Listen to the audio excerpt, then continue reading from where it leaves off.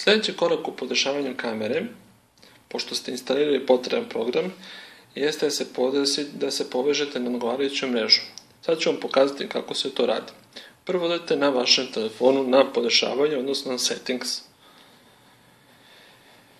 Nađete tu, evo ga, Wi-Fi, kliknete tu i ovdje ćete sada vidjeti listu Wi-Fi signala koje očitava vaš mobilni telefon. Nama je zanimljiv ovaj treći konkretno kod mene.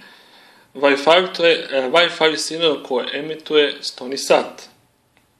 To je Wi-Fi signal koji emituje 100 sat. Mi ćemo se sada povezati na njega. Znači kliknuli smo tu i pritisnemo Connect. Evo vidite ovdje gore. Vidite kako se sad vaš telefon povezao na sat. To je potrebno uraditi da bismo sad mogli izvršiti podešavanja. Sada odemo na onaj program koji smo malo pre skinuli sa marketa, koji se zove P2P Live Cam, znači P2P Live Cam.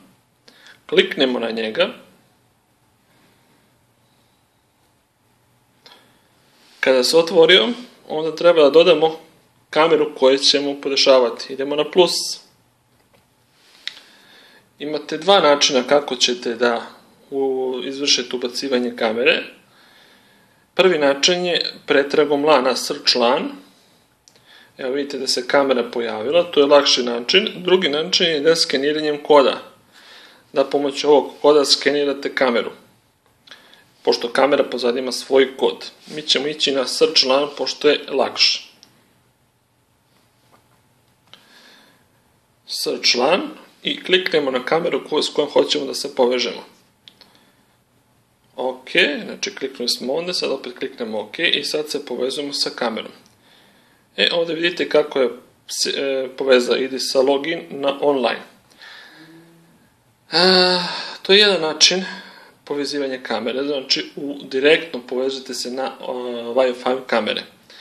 Međutim, nama je u interesu da sa bilo koje udaljenosti, putem bilo koje mreže, sa bilo koje udaljenosti, znači gledamo šta se dešava. Zato, da bismo to uradili, potrebno je prvo da podesimo koju će Wi-Fi mrežu da koristi kamera.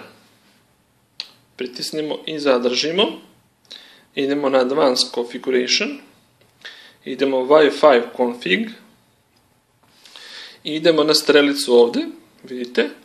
I tu će vam prikazati trenutno sve mreže koje može da uhvati vaša kamera. Kod mene je dostupno ovo ovdje ima Wi-Fi mreža. Ovdje ćemo otkucati šifru.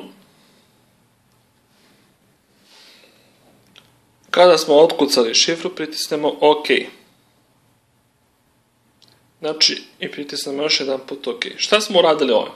Znači, mi smo se prvo lokalno povezali sa kamerom, to je na njenu Wi-Fi mrežu, da bi se mogli izvršiti podešavanje kameri satu.